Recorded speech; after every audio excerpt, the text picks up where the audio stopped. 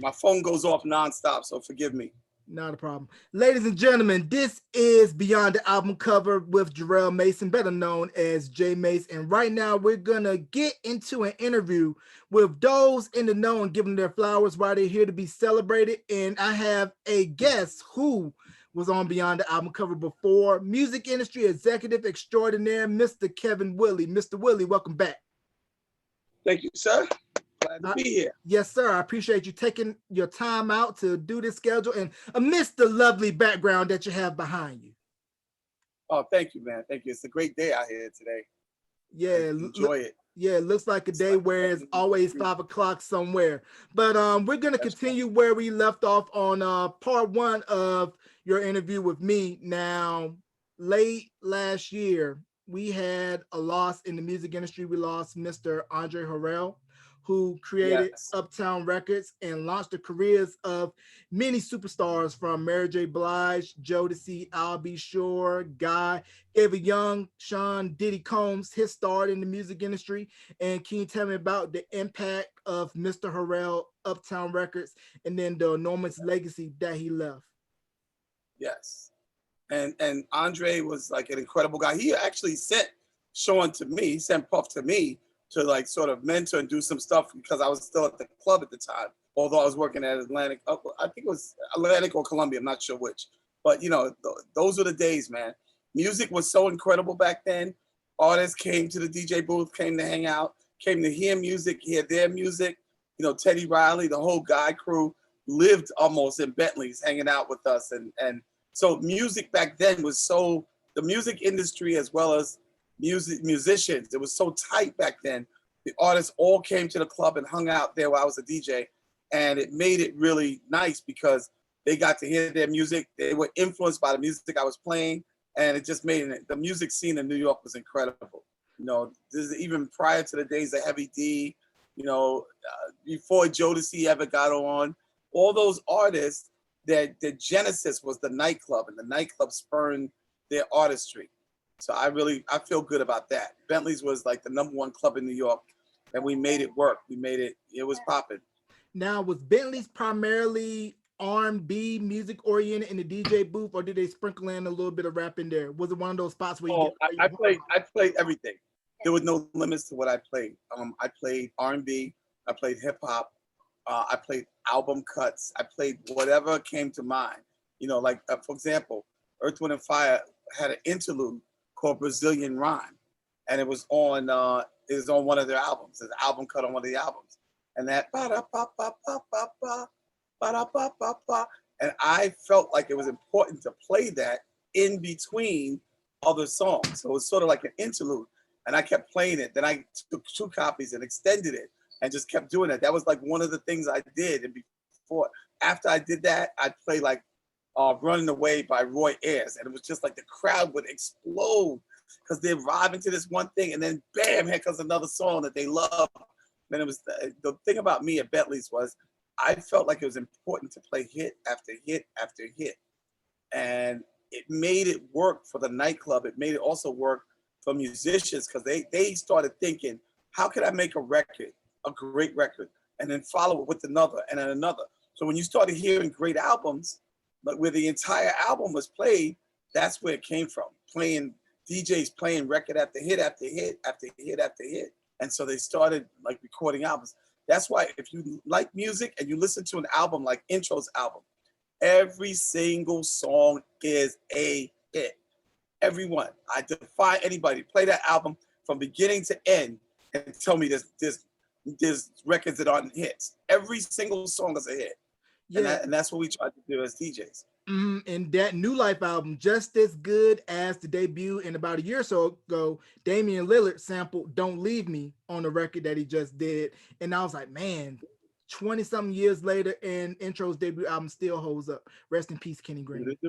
Yes, man. That album is still amazing, man. I still, to this day, I'm like, I always wish we had put out more songs. I think about it now, like, oh, man. Don't Leave Me should have been a single. That should have been a single. Absolutely. That would have been a single, actually. Yeah, it's just, we just ran out of time. We were thinking about the next thing. And I was thinking about my career, what I was going to do next. And I was thinking that it was time for me to move on. So I was like, how am I going to do that? and stay and try to do another album. So I just said, gotta go. Right. Now The you music mentioned, industry was stressful back then. yeah, now you mentioned the DJ scene in the nightclubs. Now I'm sure at this Yeah, time a lot of the DJs probably had covers over the labels, so you couldn't see what they were playing. So that kind of lets you know, I really got to dig deep and crate dig. that's right. I think, well, I was a creator, so DJs were following me. I wasn't following them. So, but I didn't care if you saw this record I played. Some DJs did do that, I gotta admit, but I didn't do that. You can see the record I'm playing. You got to figure out how to blend that record with the next record and not do what I did. Because I was a creative DJ, I could take different songs and blend them together. My thing was always about blending as opposed to just cutting. Cut one song and cut another. So I love to blend music together. And I think what it does for a dancer is they can flow from one song to another. Other DJs couldn't do that, so they would try to come up with some unique style to make them stand out, and that worked for them. And what worked for me was good. I love blending music. I love songs blending together, and I like the flow of a DJ. You know, they don't flow like they used to anymore. Mhm. I heard, I was listening to the radio today, and I heard a DJ that was actually flowing where he was mixing, blending, cutting, doing the whole repertoire. And I was like, DJing is still an art. It still exists. It's still good, and it makes better musicians, in my opinion. It makes other musicians like, you know, get their weight up. Yeah, because a lot of the old school DJs were talking about how when they first got started, they would lock themselves in a room, have their records. You had to learn the record inside and out, know your intros, know your outros, know your breaks, put your tapes in so that by the time you got your first gig, you were right. You were ready. That's right. That's how I started. Stuck my speakers in the window and DJ'd in my bedroom and kept going until finally somebody called me and said, "Can you do a party for me?" And I was ready. And then it was another call and another call, and before you know it, I'm just working every day. And it was like I had to choose between, should I go to law school or should I be a DJ? And DJing won. It was easy. It was hands down it won because that love of music. You know, one other thing you said about the music is very true. I would learn to take the strings from one song and mix it with the bass line of another song, or the strings from one song and the strings in another song, or the bass line in one song with the bass line of another. And that was what excited me about DJing, because you could, it's almost like producing, like you can reproduce a song. You're playing a guitar part in one song and the drum part in another, and they sound like they belong together. The next thing you know, that one song that started ends and the other one picks up, and you're like, what happened? I didn't feel that transition. But that's what I mean. That's the art of DJ, where you can take one song and another song and blend them together, and you don't know that they changed. So I really respect the art of DJing, and that was really what I strive to do as a DJ myself. Now with the art And of now with the art of DJing, how do you know not to play your big records too early in a set, or when to blend in certain records, because there's a tempo, there's a temperature of the room that you got to read as a DJ, because you don't want to get your crowd peaking too early. So by the time it's almost last call, then they're faded out. well, I had multiple peaks in the night. I didn't just have one peak. I had multiple peaks. I would actually build up to a peak, bring them back down, bring them back up, and I could do it at will. The one thing about DJs is they have to learn how to flow with the tempo. You can build up the tempo or bring down the tempo. You can start low and build up, start high and build down. It really depends on your room. When I play music, I play based on the room. I don't play, oh, I know I'm gonna play this song, then that song, then that song. I don't play that way. I watch the room, I see what song works, and then I try to flow with that song and see where that song could take me. I'm like 5 songs ahead in my head. I'm mixing this one song, but I'm thinking 5 songs ahead. So if I play and that, it'll bring them to a peak. And then I can bring them down slightly, take them over here and bring them back to another peak. And that's what I would do. So that's the most incredible thing about me playing back in the day in Bentleys and the Shadow and Silver Shadow, was I was able to recreate music to the point where you build them up to such a high, even if it's a song they heard and they know. Here's an example. And let's say this is a song that you know is one of the hottest songs. Sometimes I would just tease the intro and the crowd would go crazy. Other times I would tease rather the middle of the song, which was the hottest song, or just start in the middle of the song and then they're dancing on one thing and then they hear that song that they love and they're like, oh my God. Then they go crazy and you bring them back and you bring them forth and you keep moving them around. They don't know what's coming next and you keep surprising them. They're waiting for that surprise, like, oh. And my feeling was whenever I could get the crowd to scream spontaneously, I had them. And that was the one thing about me as a DJ in Bentley's and Silver Shadow, Red Parrot. Anytime I played, my vibe was to get them screaming, singing, doing all like vibing with the song so much that they know every word. They're screaming out loud, out of key and everything, singing that song out of key. If I'm playing, and I wish I never met. I mean, I want the crowd to sing it. It's not so much me just playing it. I want to play a song that makes them sing the words. So I think the art of DJing is that. It is a skill and definitely something not to be taken lightly. Definitely get your weight up, study your records, and don't rely on Serato or any technology to do it for you. Because when it goes out, you're going to be left with nothing if you don't know how to do it manually. Because they used to get out a stopwatch and time the beats per minute. Yes, we did. In the very beginning, I did that. After a while, once you do it so much, you hear the beat, you can say, oh, that's 96, that's 100, that's 102. You just do it like naturally. But it takes a while to do that. Once you're doing it, looking at your stopwatch or counting the stopwatch, what I would do is 15 seconds times 4. That's probably the easiest way to do it. And then you kind of get a range. It's not going to be exact, but it's going to be a range. But now with like Serato, you don't have to do that. It's already in there. It's already when you upload the song, beat per minute comes up and tells you when it gets to faster tempos or slower tempos, you can change the range in Serato. So it's just Serato just made everything so much easier for DJs. It really did. Right. And now in the beginning days, I'm sorry, let me interrupt. In the beginning, when DJs would play, if you look at the top of the record, you'll see the beat per minute. You'll get an old copy of record on a vinyl and you'll see 92. You know that's a DJ that did that because the DJ set up his records in those orders in tempo order so that they can flow in the night. Right. And I'm sure that is why you had somebody like an understudy that would be by you carrying your crates, handing you your records. So that way you can know, okay, this is 90 beats per minute. Let me go to this crate here, hand me this. And that was the way of somebody young and wanting to come in the game. That's how they earned their stripes. Yep. Even people like Flex, Funkmaster Flex, he got on carrying like Chuck Chillouts records and Red Alert. These guys, everybody sort of, there was like a pecking order back then, like you said. Like if you want to be a DJ and you want me to show you this, you got to carry my records. That was sort of the way you got in. And people were willing to do that. Look at Flex now, and that's what it took. Those are the early days of DJing, man. DJing was like such an art. It was so hard to do. It was so hard to get gigs consistently that you had to be good to do it. And the one thing for me was practicing 4 hours a day, in junior high school, practicing 4 hours a day, listening to, trying to blend records together without the right equipment. And then finally you get better equipment and you start getting better at it. I went through all those different changes, not having the right amplifier receiver.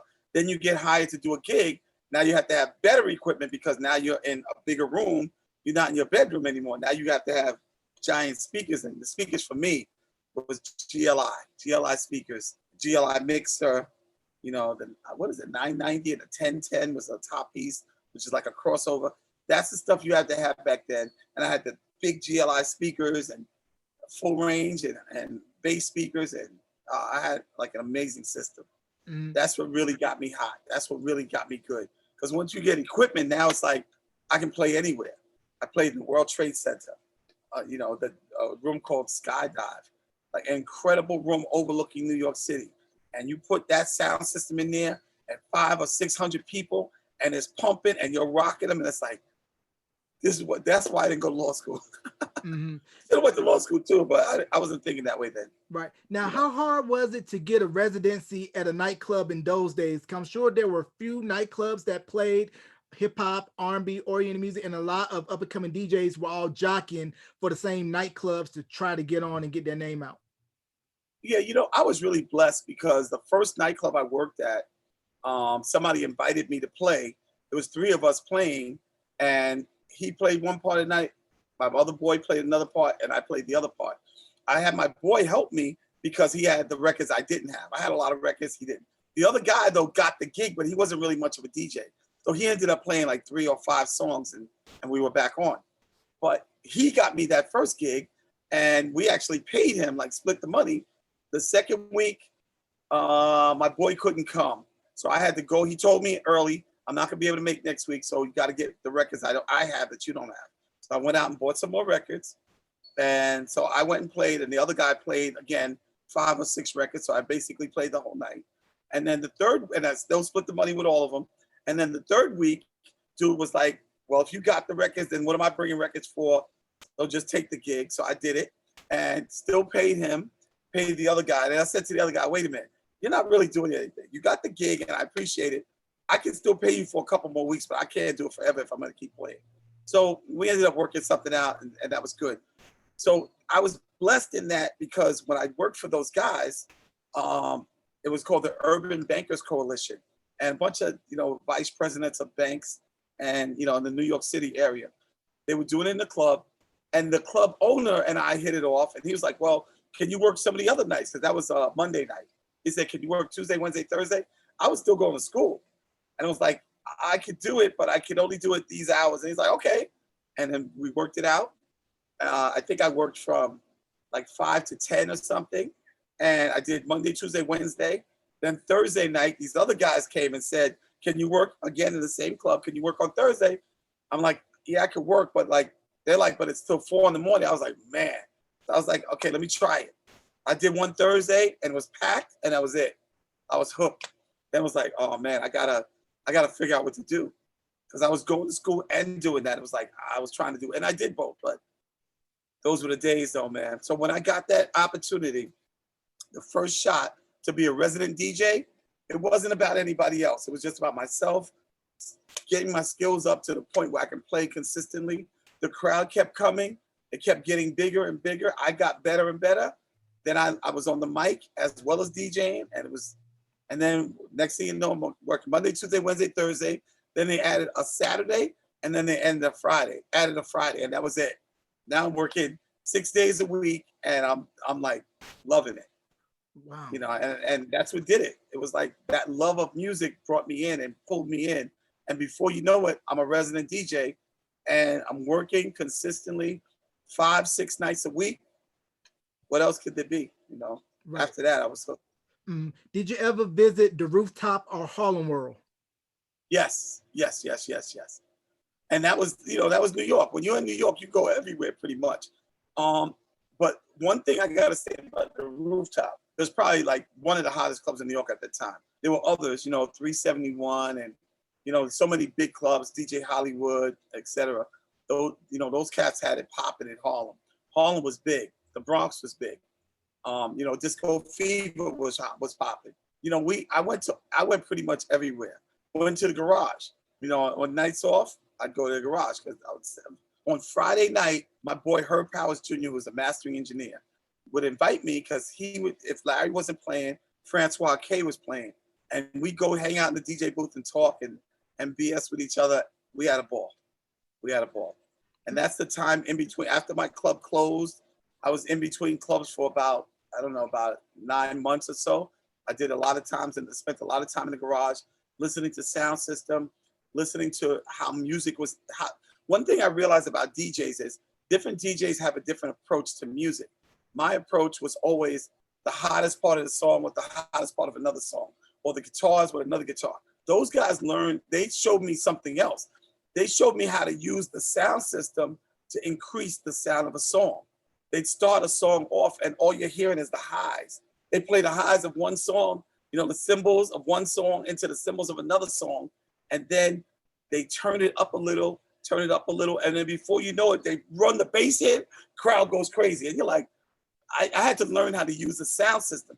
The garage is where I learned that. That system was amazing. They learned how to tweak the system to the point where you could hear like Love Sensation or something. You hear Love Sensation, but you're hearing just the string part of it, not the actual, like you're hearing the instrumental. And then next thing you know, they turn the music up and you hear Lolita Holloway screaming. And it's like the crowd goes crazy. She's like, love sensation. The crowd's like, ah. So I learned there that you can use the system to get that same effect that I was getting from playing and mixing records. So that added a dimension to my life and a dimension to me as a DJ, because I realized that the sound system in a nightclub can make all the difference. Right, because I was listening to an old recording of Kid Capri when he was DJing at the Tunnel back in 1990, and there was a record skipping in the middle of the set, and he played it off so well and blended to another record. Crowd went nuts. They didn't even notice, because if you were around New York around 89, 90, you heard that mixtape where he blended Impeach the President and Stephanie Mills, Something in the Way You Make Me Feel, that was blasting up and down. And it was very revolutionary, because you're taking a well-known breakbeat in hip-hop circles and Stephanie Mills vocals on top of that, and it just opened up the floodgates. So can we talk about the impact of Kid Capri and all of the mixtape DJs that came after? Yeah, I mean, I think Capri was always dope because he was nice with the turntables and nice with the mic. And that was Harlem to me. DJs like Kid Capri made it work because it was about the mic game and the turntable game. It's like what you said to them was as exciting as what you did with musically. Same thing with DJ Hollywood. DJ Hollywood, Eddie Chiba, they had people screaming stuff. They would say something and they would answer. It was like, how they find that out? How they know that? And these guys were so incredible at that. It wasn't always about just DJing. It was about DJing and that mic work, and those two work together. So yes, Kid Capri, shout out to him. Incredible DJ. He always came and brought it, especially blends, doing blends and cuts. Incredible. He definitely got them turntable skills going. Yeah, Kid Capri. Also, Ron G was nice with the blends too. Yes, Ron G had a lot of mixtapes. He was like the mixtape king for a minute. Every time you turn around, it was Ron G. Good brother too. Really good man. Really good brother.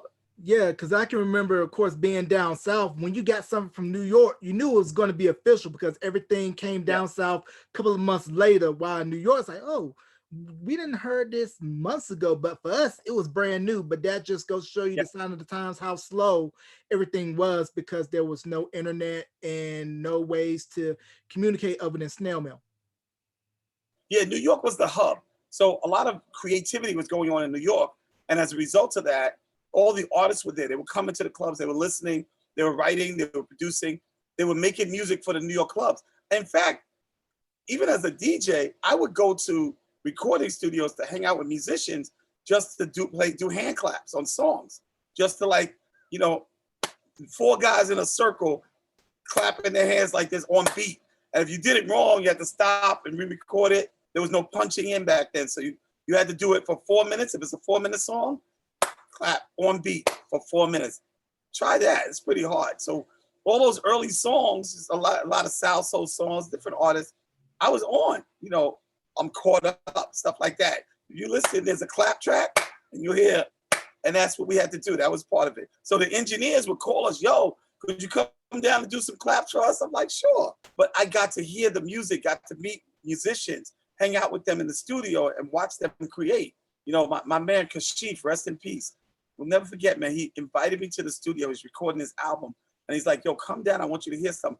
I met Whitney Houston in the studio, but he was making his album. And I was like, he was on fire. Like, I remember him doing a part of a song and he didn't like it. And he's like, he recorded that same part of the song for about 2 hours. And finally, I'm like, what are you missing in the song? He said, you know what? I don't know. I'm going to get a mic and go in this room. He got a mic. He went into the room and all he did was, he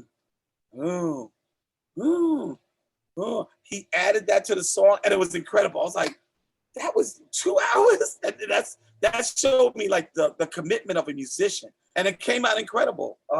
The song is Are You My Woman? It's on Kashif's album. And if you listen closely, you'll hear that. It's sort of an interlude part in the song. And it's like, it's little things like that made me really love musicianship and DJing, because it's like I watched the creative process. I went to the studios and watched them create, watched them write the song and produce the song, add instruments to the song, got to meet all the musicians as they were doing it. They were cool with my input because I had great ears. So they were like, what do you think about that? What should go there? How should the intro go? I was very big on telling producers to make sure they mix intros for DJs to blend together. Because guys would just start the song and I'd be like, no, you can't do that. You have to have, like, for example, Melissa Morgan.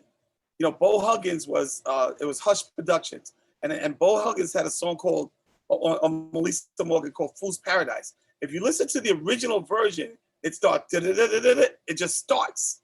And I was like, you have to have a beat in before it. They're like, no. I'm like, I'm telling you, put a beat in there and watch what happens. Because DJs didn't know how to blend it. You're playing one song, how do you blend it in another? So I said, put a beat, one beat. They put that beat and that song took off. Because that's all it takes sometimes. So they put back, da-da-da-da-da-da. And so when DJs play it, that's how they play it. If you listen to the song, if you listen to the original, you'll hear it just starts. You listen to the version that I introduced, and bam, there's a clap and the song went. That's what I mean about creativity. Being close to producers and the guys making music allowed me to have that kind of input. Right. And Hush Productions, very, very unsung. You mentioned Melissa Morgan. They also had Freddie Jackson, Melba Moore, Lilo Thomas. Yes. That whole run that they had should be given a lot more recognition. Yes. I mean, there would be no Stephanie Mills without them. Like some of her greatest music came from them. So I think that, and same thing with Evelyn Champagne King. That was basically the Hush Production sound. If you think about it, you listen to Shane, you listen to I Don't Know If It's Right. All those songs were influenced by those guys and that set of musicians. Not to mention the fact that Melissa could sing her life away, Freddie could sing, Kashif could sing, Melba, because they were all pure singers, every one of them. And great musicians, great writers, great singers. And then don't forget, another one that came out of that crew was Lala, LaForest Pope. LaForest. I forgot it. I think it's Cope. I think it's her last name. But she's the one that wrote You two Give Good songs Love. from Whitney. One with, I can't remember the name of the song now. I'm sorry, I just draw a blank. But I believe it was You Give Good Love. I think she did. You Give Good Love. That's right. You Give Good Love. Wow. Incredible songwriter. Very, very good songwriter. So what was your thoughts when you first heard Temporary Love Thing by Full Force? I mean, that beat hit, it just had that bite. And like I say all the time, Full Force, they laid the groundwork for what was to later come with New Jack Swing and what Teddy was doing. Yes. What I love about those guys is they were grinders, man. Those guys, again, lived in the club. They lived in Bentleys. I could think of every Friday and every Saturday, if they're not rehearsing, they were in Bentleys listening to what was hot. But they incorporated all the stuff that they heard in the club and they went and recorded it. And that's what made them great, in my opinion. So that's why I tease Bowling and Lou and tell them, I taught you everything you know, because those guys, when they first came with Temporary Love Thing, amazing. But before that, they gave me a copy of Roxanne on a cassette, and I played it at Bentley's, and the crowd went bananas. And I remember the owner of the club came and yelled at me, "What are you playing? What are you doing? What the hell's going on?" I'm like, "This is a hit record." "What? It sounds terrible. What are you talking about?" It's a cassette. So of course, we're playing vinyl records versus a cassette. The quality wasn't as good, but the crowd knew it, and the crowd knew it, and they loved it. And of course, that became a big hit. Same thing with Temporary Love Thing. Same thing with Alice. We played Alice first at Bentley's, that bass line. Doom, doom, doom, doom, doom, doom, doom. I mean, when you think about it, it's almost like Skin Tight. That's what I think the inspiration for that bass line was. Skin Tight by Ohio Players. Yeah. So, I mean, that's why I think that bass line came from, because it sounds just like that. The crowd would go crazy when they heard that bass line. So, it helped my career as a DJ. It helped me influence producers and artists. And that was my life, man. Right. And those guys, those brothers, those three brothers and other three, those guys are incredible people, incredible humans. Bow-Legged Lou, Paul, B-Fine, Jerry, all them cats, man, those Full Force cats did incredible things for my life and my career. They helped me tremendously. Now, who idea was it at Columbia to have Shep Pettibone remix "A Hard Day" for George Michael? Because George Michael was My idea. already exploding on the charts, and Yeah, Faith was the first album to go #1 on the R&B charts by a white artist. that's right. That was my idea, along with Gail Brusewich. She co-signed it for me, which is good because we were in a label meeting, and everybody in the label meeting thought we were crazy getting a remixer to do that song. They were like, "Well, why would you do that? No, that doesn't make sense." When Shep did that mix, everybody was a believer after that because they didn't understand what we understood. We're thinking about radio play. We're thinking about commercial radio and clubs, trying to match the two on, having a commercial radio sound that could play in the clubs. That's what we were trying to do. Gail was the club promotion person. I was the DJ, but also an A&R person, and I was trying to put it together. And they let me go. Once they let me do it, I was gone from there. Then I realized remixing was it for me. And Shep did an incredible job. Yeah, definitely that. And was it also your idea to get Jam and Lewis to do the remix for Monkey? That was not my idea. That was actually somebody in the West Coast came up with that, but it was incredible. It was incredible. It was a great mix. I think Jay Landers was the one who talked them into it. Yeah, because I was Yeah, yeah, because I was watching an interview not too long ago with Jam and Lewis, and they were saying that George Michael told them that he wanted them to do the remix for Monkey because he heard the Cool Summer mix that they did for Janet for Nasty. got it. Yeah, yeah, that makes sense. Yeah, that came out of the West. That particular one came out of the West Coast. That's the one thing about Columbia Records I could say. The one thing is that they let us collaborate so well on music. The other A&R people can influence what you're doing. If you're doing a remix, like a bunch of us worked on the Mariah album, on the first album, Vision of Love.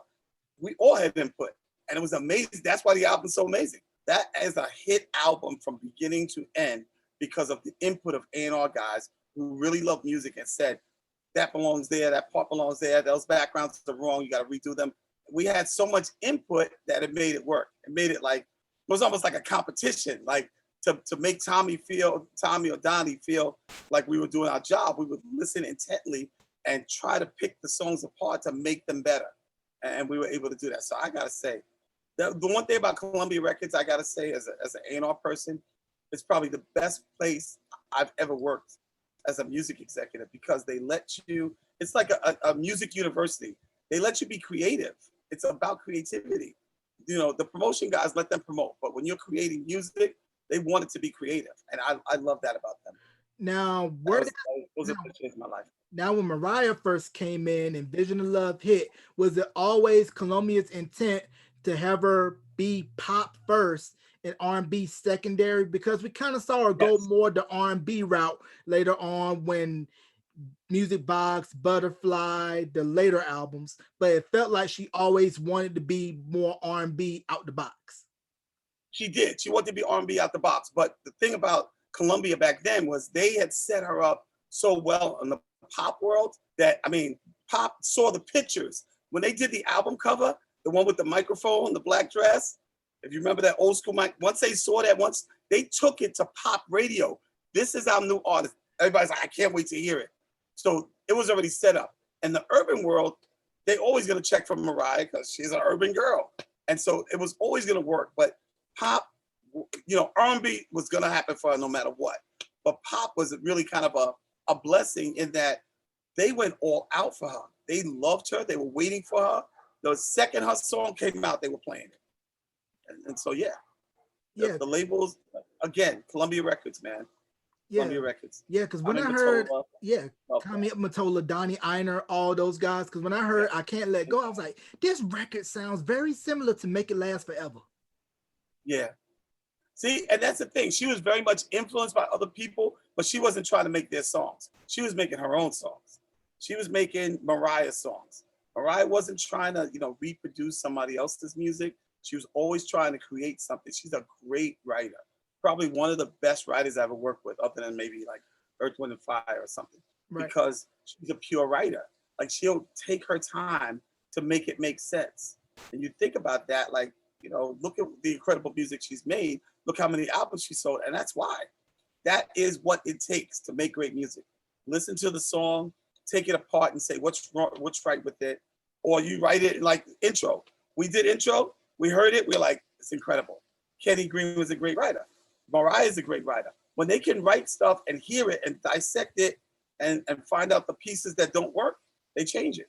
You know, going back to intro, Kenny Green wrote a song for Real Seduction, and he ended up giving it to Mary, and he changed it. I'll say some of it. Love is made of many things. One of them is trust, but I don't trust you anymore. The things you say, the things you do, they don't hurt me. They don't hurt me anymore. And then the rest of the song was, tell me what you want me to be. We can do this. We can get it right. And that was for it. I mean, that was for Real Seduction. But he ended up changing that part and just going with, you don't have to worry. He gave that to Mary, but that was a Real Seduction song. The song was written for them, and he started it and then changed it. I'm like, then when I heard it, I was like, why you give it to her? He's like, she needed one more song. I was like, oh man, I needed that song. But you know, that's music. Yeah. But that was the song. Man, that happens all the time. You get it right. Yeah. And he changed it. He changed it to You Don't Have to Worry, and kept the same verses and had changed it. And you know, all that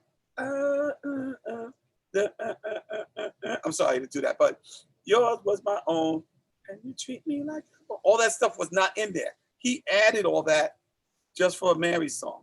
But that song was, tell me what you want me to be. We can do this. We can get it right. That was the song. And it was an incredible song. I was like so happy about it. And then when he gave it to Mary, I was not so happy anymore. Right. So why is it, in your opinion, that you think new kids kind of struggled when the R&B strategy wasn't working? It wasn't until pop got a hold of them, once Please Don't Go Girl got played on that pop station in Florida, that they exploded. Because at this time they were doing Apollo, Soul Train. They even had an original version of the video that only got airplay on BET. Yeah, I think, well, you know, that's Maurice. A lot of that is Maurice Starr, because Maurice had such an incredible relationship with the urban world because of New Edition and what he had done there. And because he vowed to do it again, he was going to take these boys everywhere he took New Edition. And that's how he felt. So he was going to take them through there no matter what and get them vibing in the urban world. And then if it worked pop, great. But he was going, and we all were going really straight R&B. We were trying to make them the biggest R&B group, trying to make them New Edition Part 2. And it ended up better, because once the pop world got it, they snatched it. It was like, no, this is ours. Thank you very much. And when we sold so many records, it was like, this is incredible. When you started seeing girls hiding in garbage cans and stuff, you know it's gonna be something big. They were hiding in garbage cans, they go in a hotel room and they're the girls. How'd you get up here? You know, it's just, that's when you knew it was gonna be crazy. You know, so but urban, they were gonna be an urban group no matter what. They were gonna have an urban vibe until pop just said, give me all the pop you got. Just keep giving it to me. It's like, you know, feeding their vein. They were like, we need more. We need more. That's how we ended up with, what, 5 albums? Think about that. In a very short period of time, they had 5 albums and sold hundreds of millions. Well, I don't know. I guess about 100 million songs. No, more than that. So think about that. 100 million albums. Just imagine the airplay that you'd have to generate to do that. Even 30 or 40 million albums. Think about that. And to me, it's like, what makes them so incredible was that Maurice made them a single-oriented group. They had a single. They had another single. They had another, you know, you have an album with 5 singles, 6 singles, you have to sell a lot of records. You know, people, instead of buying a single, after a while, they'll be like, well, I got this song single, I got that single, I might as well buy the album. Once the next one hits, like after the 3rd one, they're like, I'll buy the album. So they have 3 singles now, and the 4th one, they're gonna buy the album. So you really get to sell a lot of records that way. Right, because thinking about their phenomenon, I mean, bed sheets, dolls, cartoons, 1-900 number, anywhere and everywhere. Because when I interviewed Danny and Maurice, it was like, we don't even know that we're that huge, and to see the groundwork that they laid with the boy bands to later come with Backstreet Boys, NSYNC, 98 Degrees, Take That over in the UK. It's just amazing to see that everybody's still following the blueprint that they laid for the pop side. Yes, and again, I'm going to reiterate this because it bears repeating. It is Maurice Starr and Cecil Holmes that set up that direction. And it's because of what happened with New Edition, and they felt like it was important to take them and make them the white version of New Edition. And they succeeded so well that everybody just kept using the same formula again and again and again and again. But really, the credit should go to Cecil Holmes and Maurice Starr, because that's the direction they set up, and it worked. Right. Now, was there any attempts when you were over at Atlantic to take Spread My Wings by Troop over to Pop? Yes, but Atlantic at that time wasn't as well versed in crossing. Again, that's why I give Columbia credit, because Columbia had a label-wide approach. Atlantic had a divisional approach. There was a line of demarcation between the pop world and the urban world. They came together sometimes, but often it was separate. And I think the visionaries at the time, when they put together the labels, had everything kind of separated because it made them kind of compete against each other. It was harder, though, because they were competing to come together on a record. So it made it harder. Whereas Columbia, there was no such competition. It was like, Urban would sell records and Pop would sell records. If you have, just think of Philly International or Michael Jackson or something like that. It wasn't considered, they weren't separating them like that. The urban division did what they could do, the pop division did what they could do, but they all reported to the same person. Whereas Atlantic, it was very separated. The pop person had their head, R&B had their head, and then the two heads would get together and try to figure out how to make it work. It wasn't as easy. So I think as a result, getting a record like that to break, getting Spread My Wings to the cross, very difficult, a lot harder. And the labels, again, they were a lot different back then because they didn't have the vision always to see that if they put it together, not every record, but if you put together enough of them records, you're going to sell a lot of records and everybody's going to get the credit. Everybody's going to get the platinum and multi-platinum plaque, Which makes me think about MCA and how they got it right with Bobby and Don't Be Cruel. Yes. Again, different approach. The approach was a label-wide approach at MCA. Gerald Busby was in charge of the label, so he was like, let's get this going. Everybody, all hands on deck. That was a system that I think worked. I think even if you look at Mo Austin at Warner Brothers, I think that was the approach too. It was like they had your urban records, they had your pop records, but they were still trying to drive them through the wall. They were trying to get them to hit together as a group. Atlantic wasn't like that. Atlantic was there was like I said, there was a line of demarcation between the pop division and the urban division, and they didn't always meet. Now, urban was very strong, very, very strong, promotion-wise.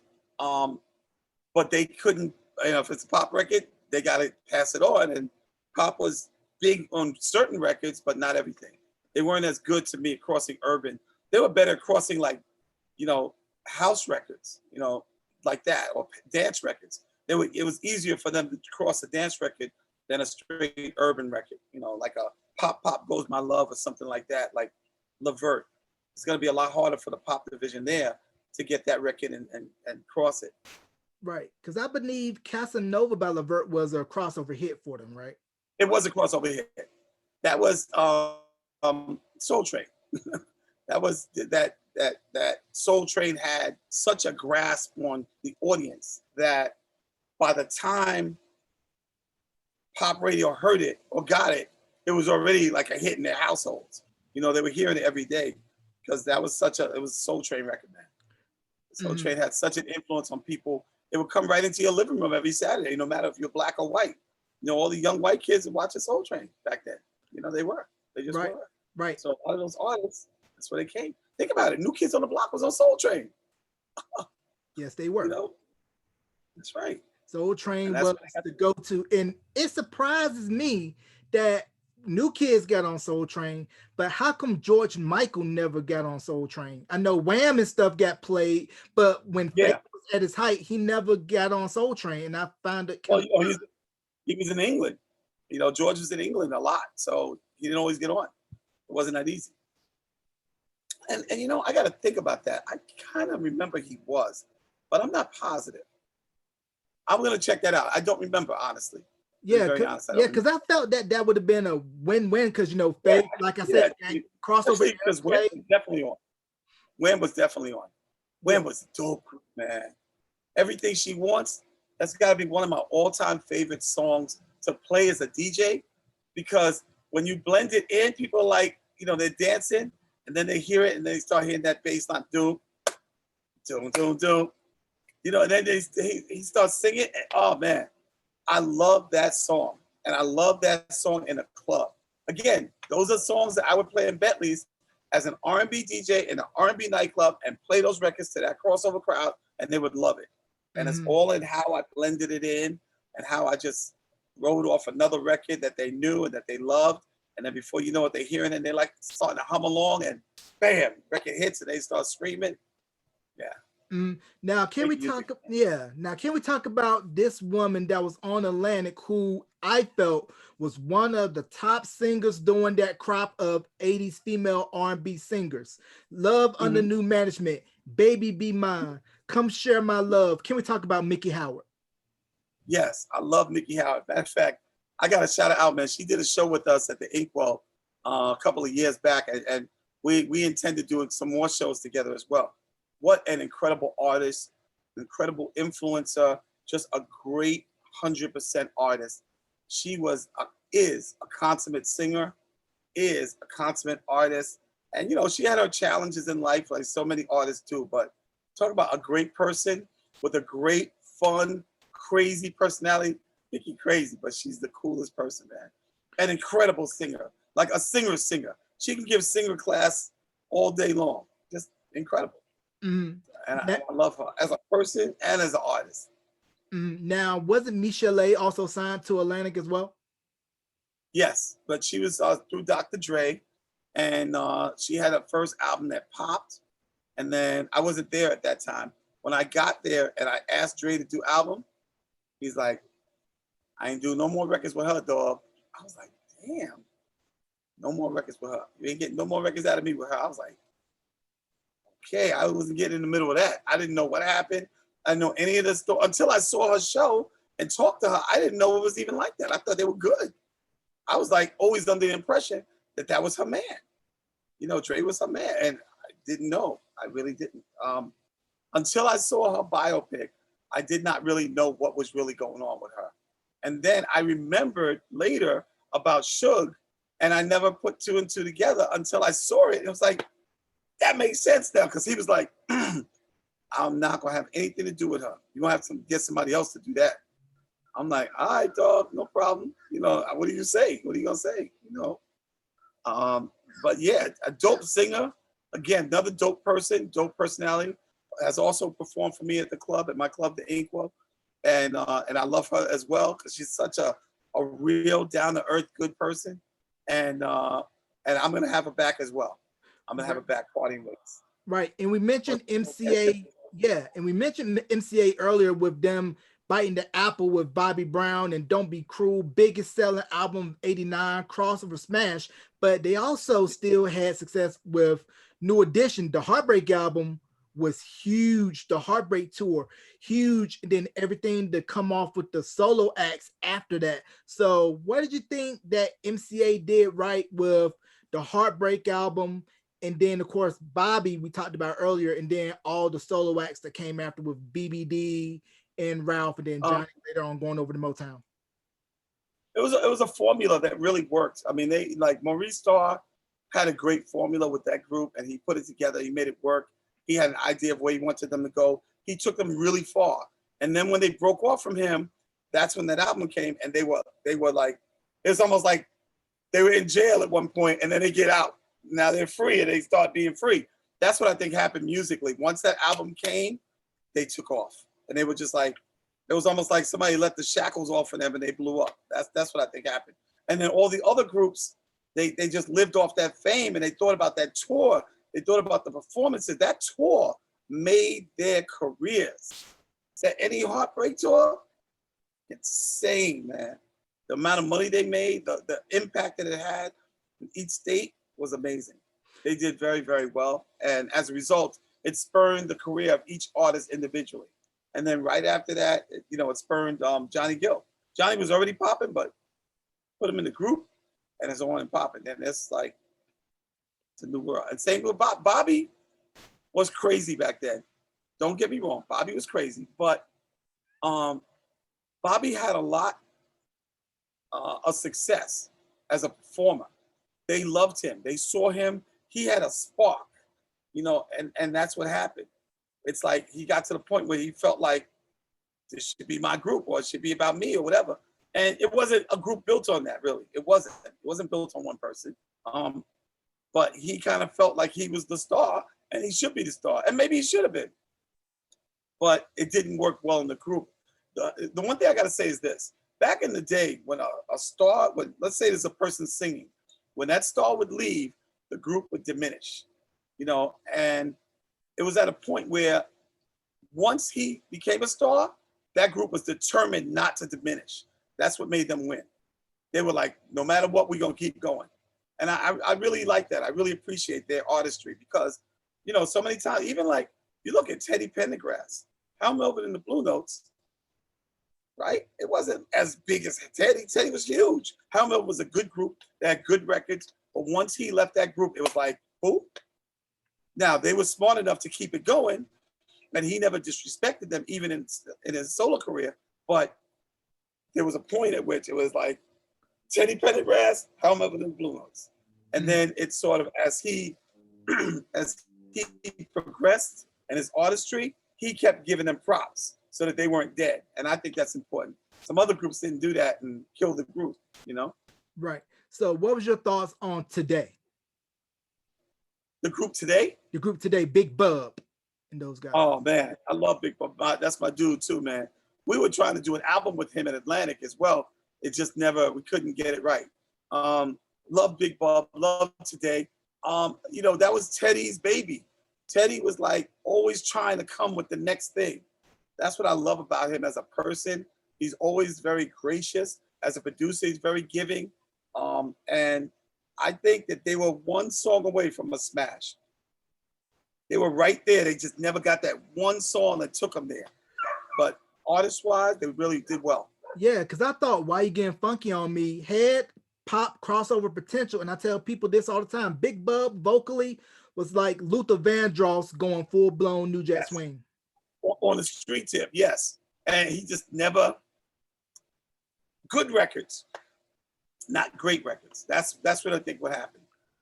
They needed a stronger writer, a writer that could... See, to me, they had good hooks. The verses didn't always work. And that's what people don't realize. They think the hook is just it. The verse has got to make sense too. It's got to be a union. If you can still remember some old songs, or if you listen to an Ashford and Simpson song, you listen to like Solid. You listen to each individual word they're saying, and all of it makes it sound like it's solid. So that the chorus, the verses lead to the chorus, and it makes the whole song make sense. Sometimes people write songs and they don't always make sense. It's like they do it for the rhyme scheme, or they do it to have some words in there or have something to sing, but it's not the same as a hit record is great verses, great chorus, a great second verse, a great bridge on most songs, or now they only have bridges, but a great bridge that brings you back to the chorus. All those things are songwriting techniques. What happened to me with Big Bub and them, they never had that single that was like, this is it. This is, Lisa had I Wonder If I Take You Home. 25 years from now, somebody else is going to redo that song.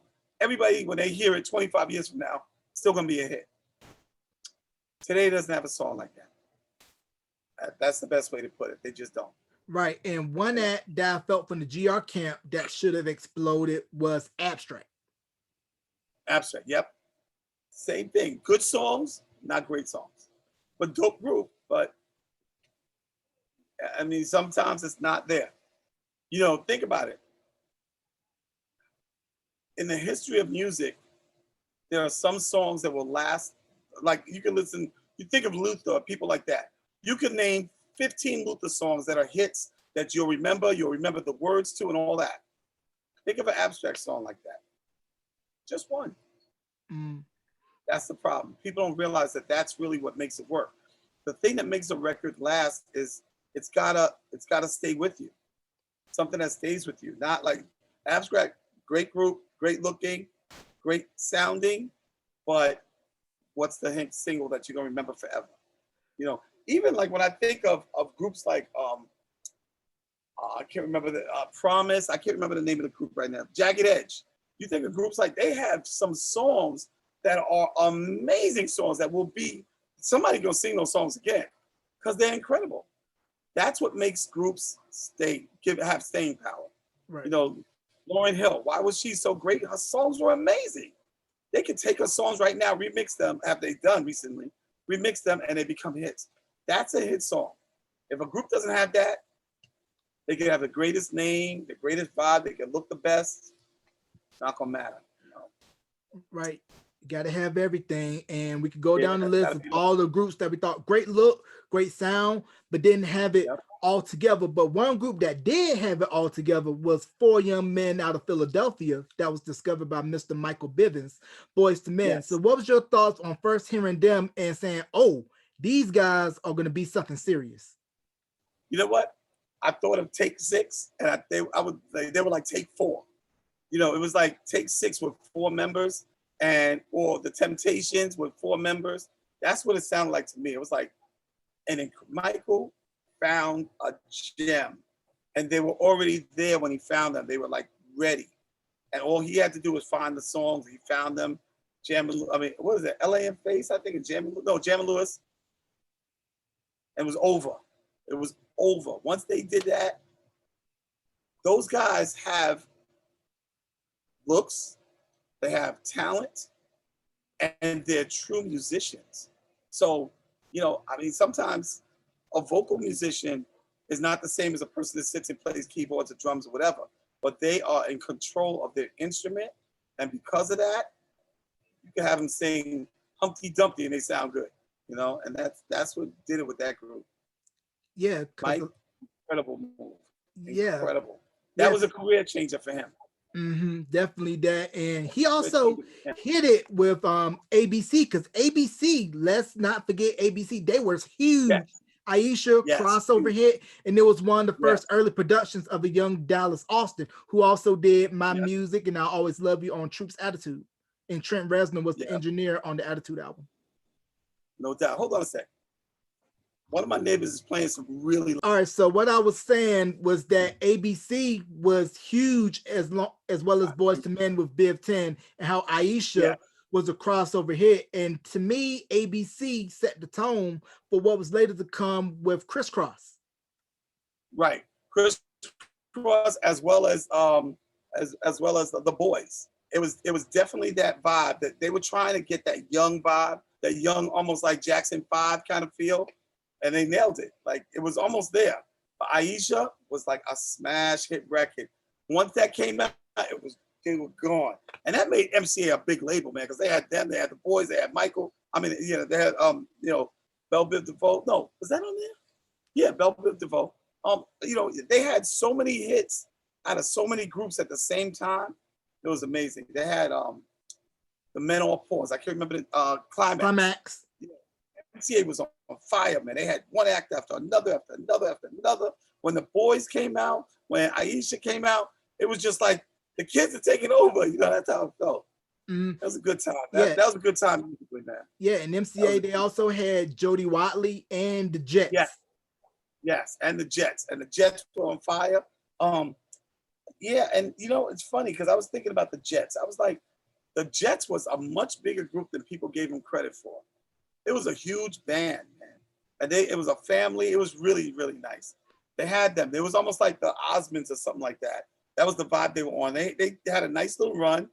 And then I don't know what happened there. I really always wanted to know what happened to the Jets. Did they run out of steam musically? Did they go in a different direction production-wise? I was always wishing that they would get them with Jam and Lewis or L.A. and Face and come up with some more hits. Because they were hot. They were dope because they were from Minneapolis, and if you listen to Curiosity, very much in that same vein of the Minneapolis sound, like Erotic City, that Prince, the Time stuff. Yeah, they definitely had it, and Minneapolis was hot then. for musicians, for great musicians. But they never, after a while, the song started to fizzle and they ran into that mediocre song thing. They just couldn't get past it. Now, That's the one thing about artists that's hard. Now, one group that had everything, they had a top 5 pop single R&B, biggest single of 91. They did a commercial for Sprite, and they had some more crossover success with She's Playing Hard to Get and everything like that. Can we talk about High Five? High Five, oh, incredible group. You know, as a DJ, I love playing that song. I love playing their songs because it was exciting, man. That was when young artists were hot, man. When people were begging for the next young artist. It was like a feeding frenzy. Like they never got enough of it. And High Five is dope.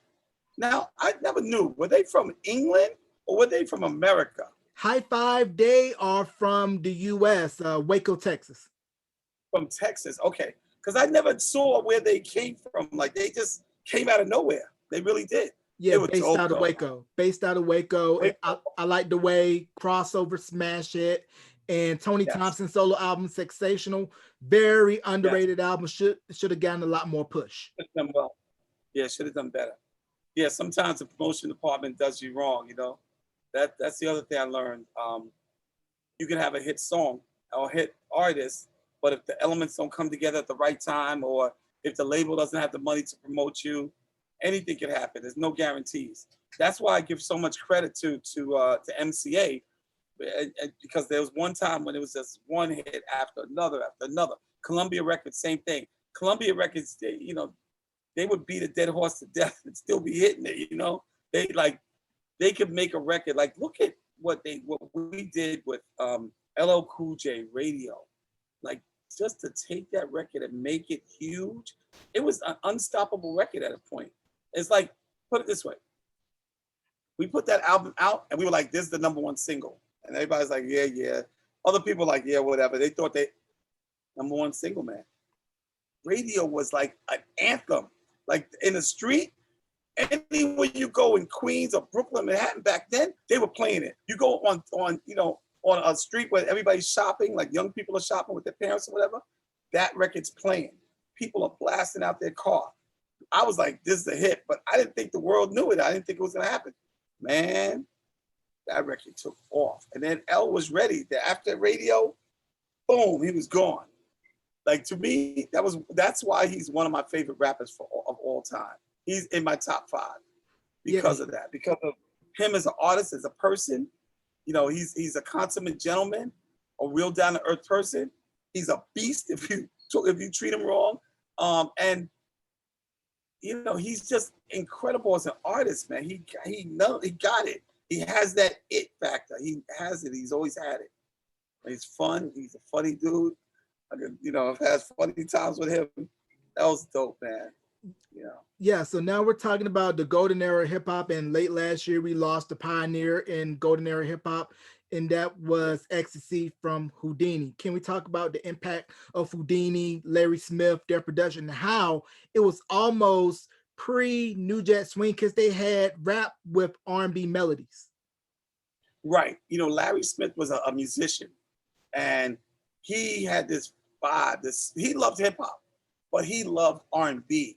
He was an R&B musician, and he wanted to fuse the two, and he did it.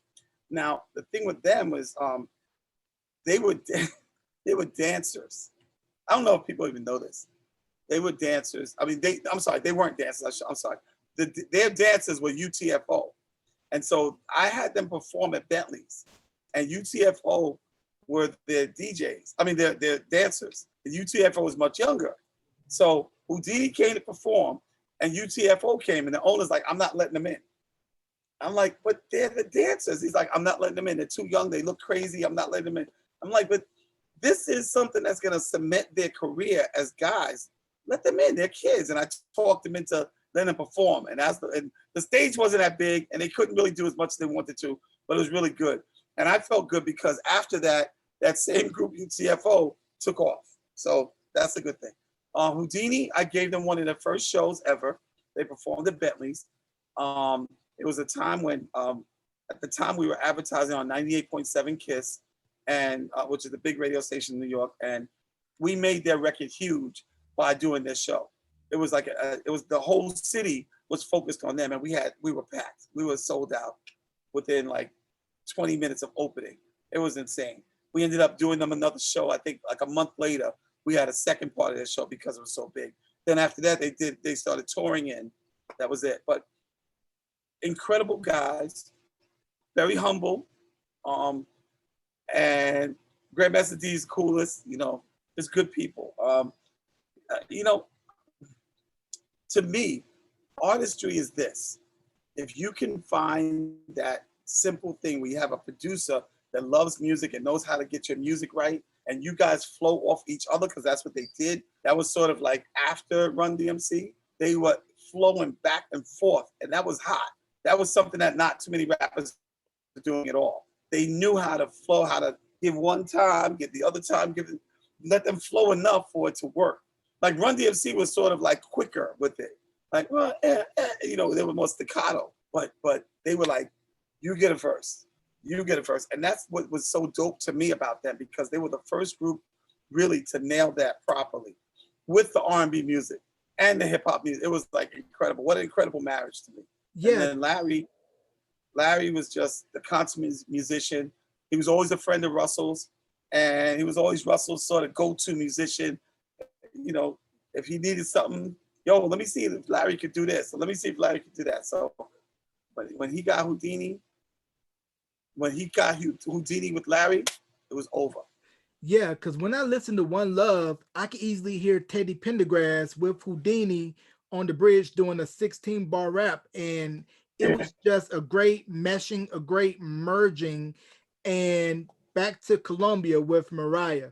Now, was there an idea that Trey Lorenz was going to get a deal prior to the release of I'll Be There, or was that only after that record broke? No, he was actually, when we started hearing him on the demo, we were like, who's that? Because it was supposed to be, I don't remember, it was supposed to be another artist, but it was her, Mariah, who wanted Trey Lorenz to do it. And so we were like, well, who's that? Why don't we just sign him? Because we figured that would be a great springboard for him. But, and I think we offered him a deal and something happened, something fell through. He was supposed to be there and it just didn't work. But Trey Lorenz on that song was amazing. You know, sometimes it happens that way too, where artists don't always have that thing. You know, or sometimes it happens where like, I remember Terrence Trent D'Arby. I remember getting the single from England and I was like, this is a hit song. And they were like, everybody was like, no, it's not. I was like, this is a hit song. I'm thinking about New York. I'm thinking about radio, pop radio, to play this song.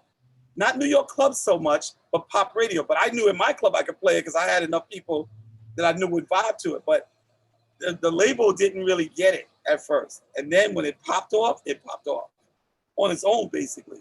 Once it started, like, it was almost like they would play it, it would take off. Every time they played that song, he was like a star before he even stepped foot on our shores.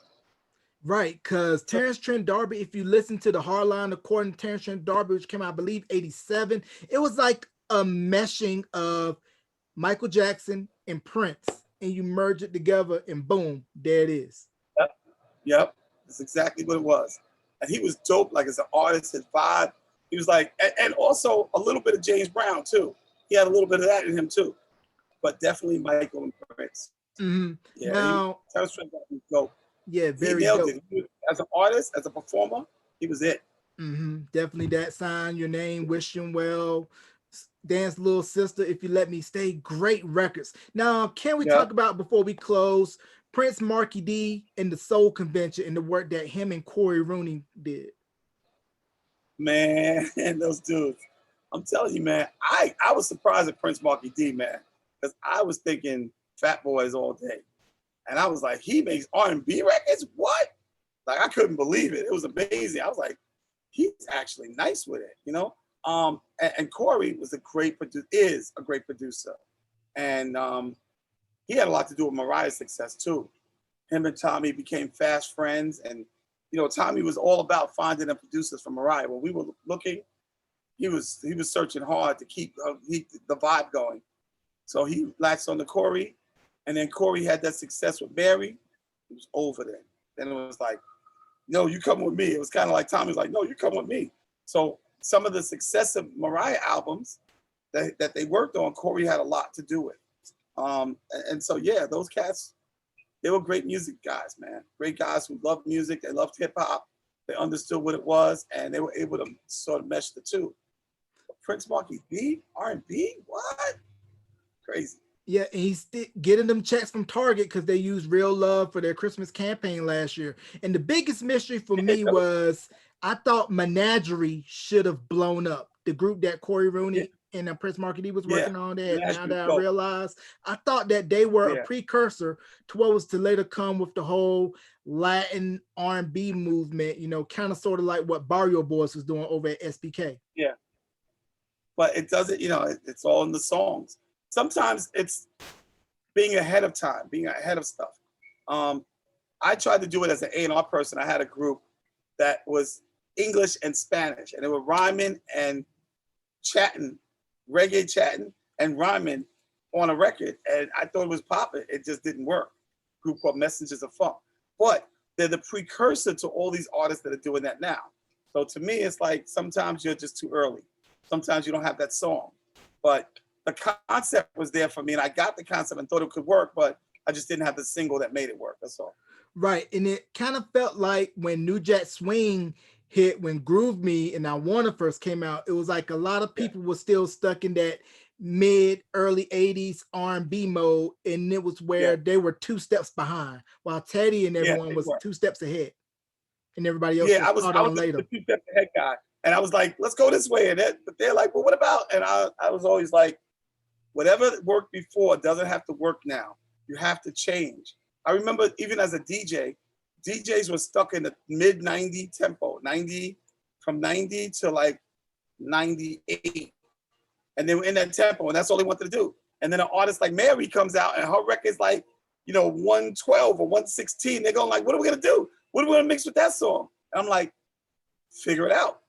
Because you can't stay in the 90 tempo forever. You gotta go up there, and you're gonna have to find songs, and then before you know it, another song comes out, another song comes out. You start blending those songs, and before you know it, you have a range now.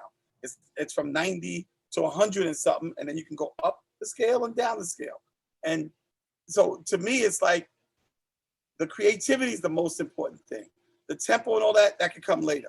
Focus on creating something. And once you have that, the song's good enough, it's gonna work. It's gonna work. But Right. I never forget Mary. That when Mary came out with that song with Just Fine, the tempo of Just Fine was so much faster than every other record that was popping. But Just Fine was such a great record that you're gonna figure out how to get there, because you're gonna play that record no matter what. Even if, and some DJs at some point, no matter what they were playing, they just throw the record on because the record was so hot. And she said, whatever she said at the beginning. They heard the intro, jumped on the dance floor. That's what it takes sometimes. Right. And I definitely want to give flowers to 2 unsung producers that don't get enough credit for what they did for the music game. Herbie Lovebug, Azar, and Howie T. Yo, good brother too, man. Really good person, and never got the credit he should have got. He was the impetus behind Salt and Pepper from second one. And he did a lot to make them work. And I kind of think of him as I think of Maurice Starr. Sometimes you're so invested in it, and sometimes you do so much for it. You have to learn to take a step back and let it go sometimes. I think he wasn't ready to do that. But I think too, he still should get his credit for what he did, because he created that. He knew what to do. He knew how to do it. And I'll never forget, I was in charge of a nightclub called Union Square. I hired DJ Red Alert to be the DJ there. When we sat down every Monday to decide who's going to perform. And the first week he said, I got this group, that's dope, these girls. I was like, what's their name? He said, Salt and Pepper. I said, I love the name. He said, let's get them to perform. I was like, okay, how big are they gonna be? He said, they're gonna be big. I said, they big now? He said, they're gonna be big. So I said, you know what? Let's make it the second week. So the first week we had Just Ice perform, because Just Ice was hot. And it was Union Square. The line was down the block and around the corner. People couldn't even get in the club, packed. The second performer that we had was Salt and Pepper, and they ripped it out the frame. The third group we had perform at Union Square was Jazzy Jeff and Fresh Prince. This is history. That's all I'm saying. Like, I've been involved in so much music in nightclubs, so much music, period. This is my love. That's why I love it. I mean, think about those three groups. You know, Just Ice, rest in peace. But think about Salt and Pepper performing. Like, the second week, a major nightclub opened in Manhattan. You know, and then right after that, Jazzy Jeff and Fresh Prince, it was over. I mean, we cemented our control of that block. Mm-hmm. You know, it was packed. Union Square was packed after that.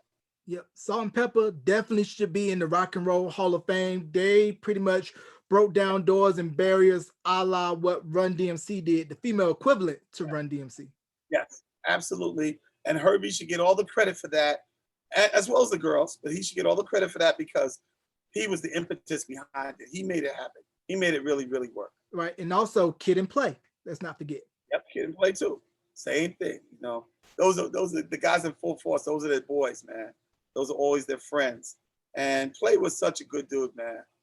Like, I know Kid very well as well, but Play, when I was working at Columbia, he was helping me with something. I was trying to get like imaging together, and I was always calling him for ideas. And yo, what should I do about that? Can you help me with this? And what do you think I should go? Where should I shop for them? That was the stuff that Play was about. He always had like the costumes and the images. He always had that right. He was a really good brother. Right. Really creative.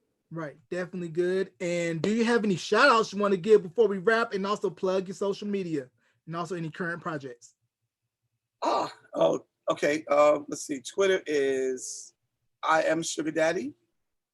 Instagram is Sugar Daddy. Twitter is Sugar Daddy the DJ, and Instagram is I am Sugar Daddy. Of course, it's the Inkwell NYC at Gmail or the Inkwell NYC .com if you want to check my website. What else? We got a lot of things going on. I can't really talk about it now, but things are popping off, baby. I know COVID's here. COVID's almost over, and we have some incredible things going on. You know, definitely expanding the brand. That's what we're doing. We're expanding the Inkwell brand, and we're taking it to another level right now. All right, and I'm excited about that.